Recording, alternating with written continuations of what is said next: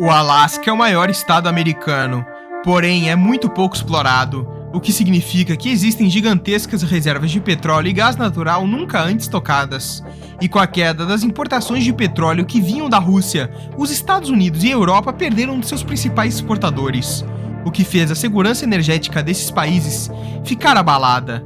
Por isso, os Estados Unidos aprovaram com urgência um projeto para explorar o petróleo do Alasca, mesmo que isso signifique um grande aumento da poluição, condenado antigamente pelo próprio Estados Unidos. O chamado Projeto Willow é a maneira que o país encontrou para driblar a Rússia através do Alasca. Internamente, os Estados Unidos produzem muito petróleo. Uma das principais fontes desse petróleo é a bacia do Permiano, que fica no Texas. Outras grandes bacias são a de Eagle Ford, Helensville, Marcellus e tantas outras. Essas bacias permitem os Estados Unidos terem sua autonomia em relação à quantidade de petróleo que precisam. Mas existe um problema aqui. Os Estados Unidos produzem internamente quase a mesma quantidade de petróleo que consomem, e por isso, para completar e baratear o custo, eles importam. A questão é que eles têm que importar de algum lugar, e com a queda das importações russas após a guerra, e com o problema de importar da China e de outros países da Ásia, os Estados Unidos têm menos possibilidades de importação agora. E um dos principais argumentos para explorar o norte do Alasca é a segurança energética para os Estados Unidos, já que o chamado Projeto Willow visa aumentar a produção em cerca de 200 mil barris de petróleo diários, podendo expandir no futuro. E o projeto visa essa região no norte do Alasca porque aqui existe a Reserva Nacional de Petróleo do Alasca, que é a região que mais produz petróleo no estado. Só o Alasca produz em média de 25% da necessidade dos Estados Unidos. Além disso, aqui existe o oleoduto Trans-Alaska, que vai desde Port Hole Bay até Anchorage. No meio do caminho, existem as refinarias de Fairbanks também. Isso faz com que o Alasca seja um ótimo ponto de extração de petróleo, até porque a logística para o restante dos estados é muito simples. E isso só foi possível porque em 1902 foi explorado o primeiro poço de petróleo em uma região costeira no sul do Alasca. Esse poço deu início a uma série de investimentos para encontrar mais petróleo na região. Mas foi só quando o Alasca virou de fato um estado americano, em 1959, que os investimentos em ferrovias e estruturas começaram, tanto que com isso foi encontrada a bacia de Port Hole Bay, o maior campo de petróleo da América do Norte. Com isso, a exploração de petróleo no norte do Alasca de fato começou pela primeira vez. Mas hoje em dia, o governo dos Estados Unidos tem grandes adversários globais, a Rússia e a China. E com isso, um possível conflito com essas duas nações pode ocorrer, e com isso os Estados Unidos vão precisar de petróleo para manter sua gigantesca economia e exército funcionando. Já que hoje, após o conflito na Ucrânia, os principais exportadores de petróleo para os Estados Unidos são seus dois vizinhos, o Canadá e o México. O Canadá exporta 5 milhões de barris por dia, e já o México exporta 650 mil. Isso é cerca de um quarto do que os Estados Unidos precisam. E em caso de conflitos maiores, eles vão precisar de mais petróleo.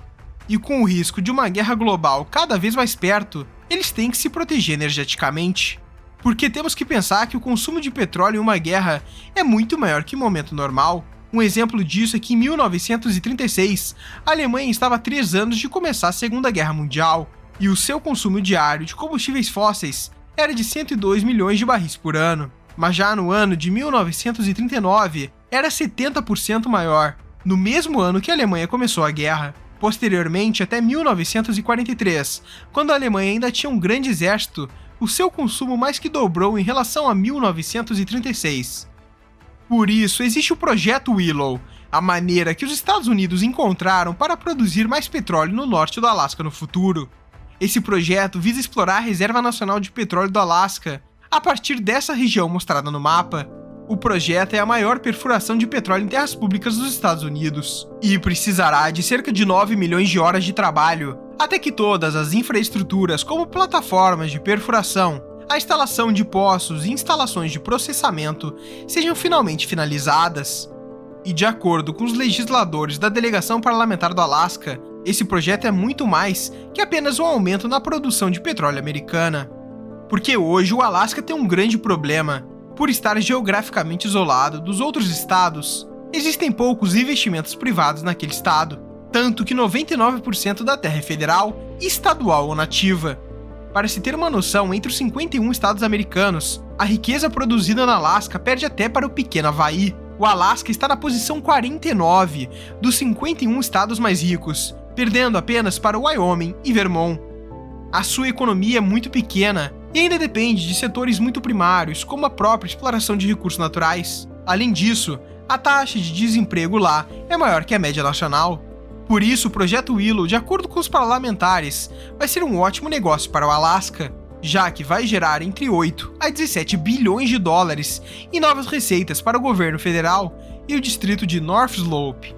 Também está previsto para serem gerados 2.500 novos empregos apenas com a implementação do projeto Willow.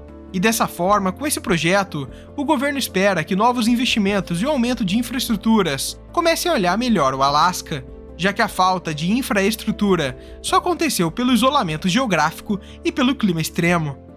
Para se ter uma noção da falta de estrutura, este é o mapa das rodovias dos Estados Unidos, sem o Alasca. Já este aqui é o mapa das rodovias do Alasca. Repare na discrepância em relação à quantidade de rodovias dos dois mapas. Isso é tão bizarro que os Estados Unidos são conhecidos por terem uma das maiores malhas ferroviárias do mundo.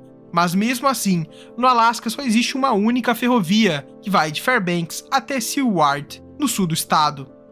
E toda essa falta de infraestrutura pode ser explicada por sua história, pois no século XVIII, quando Vitus Bering, a serviço da Rússia, começou a exploração do Alasca, os russos não fizeram grandes investimentos na região, por ser uma terra congelada e muito isolada. E mesmo em 1867, quando os Estados Unidos compraram aquela terra, eles também não fizeram uma colonização em larga escala, por não haver uma necessidade de fazer isso. E dessa forma, o Alasca só foi começar a se desenvolver de fato na metade do século XX, o que fez o estado ficar muito atrás dos outros. Por isso é do interesse americano começar a desenvolver projetos como o Willow na região, coisa que os Estados Unidos já fizeram há décadas atrás. Mas a diferença agora é que as questões climáticas e como isso afetará o mundo são grandes preocupações no século XXI, coisa que não acontecia tanto no século XX.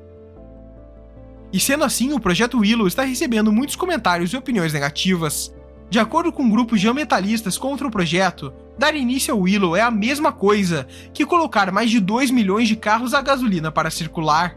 De acordo com uma ONG do Alasca, a exploração na Reserva Nacional de Petróleo pode causar diversos impactos negativos ao meio ambiente e à biodiversidade da região. Isso porque a extração de petróleo pode resultar em vazamentos e derramamentos de óleo, causando a poluição da água, do solo e do ar, além de danos à vida marinha e terrestre. Esses grupos também disseram que Biden descumpriu suas promessas de adotar medidas para diminuir o aquecimento global. Mas o que pode, de fato, ser mais preocupante para os Estados Unidos é que o Ocidente está se preocupando cada vez mais com fatores climáticos, e muitas vezes alguns países são até impedidos de realizar projetos que vão beneficiar suas economias, em troca da não emissão de gases poluentes. Mas isso não está acontecendo na Ásia, pelo menos não na maioria do continente. Enquanto a China é responsável por quase 33% da emissão de CO2 do mundo, os Estados Unidos estão com 12,55%. A União Europeia inteira com apenas 7,33%. Os demais países têm números ainda menores na emissão global. Mas diferente dos Estados Unidos, a China não sofre tantas pressões internas para a diminuição da poluição. Por isso, explorar petróleo e outros recursos naturais como os Estados Unidos querem está ficando cada vez mais difícil para eles, o que provavelmente fará ficarem para trás na corrida pela economia global.